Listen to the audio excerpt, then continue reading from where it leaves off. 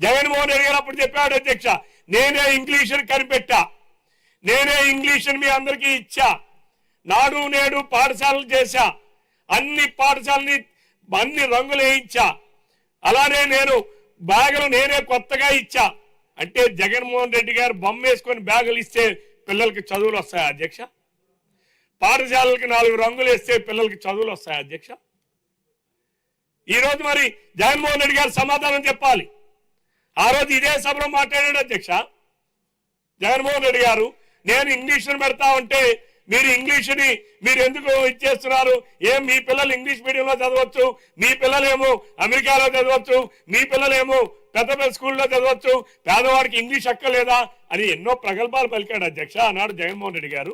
మరి ఏమైంది?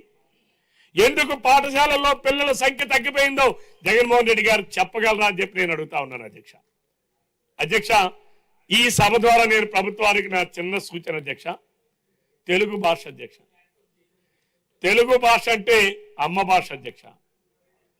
అమ్మ భాషను దూరం చేయడానికి చేసిన ప్రయత్నం గత ప్రభుత్వం 5 సంవత్సరాలు నిర్విఘ్నంగా కొనసాగించింది అధ్యక్ష.